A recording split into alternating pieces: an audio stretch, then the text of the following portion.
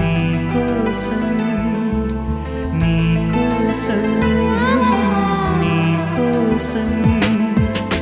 ఎప్పుడు లేని ఆలోచనలు ఇప్పుడే కలిగెను ఎందుకు నాలు నీకోసం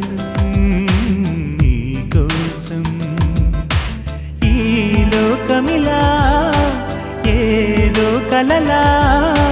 నాకంతా కొత్తగా వింతగా కనిపిస్తూ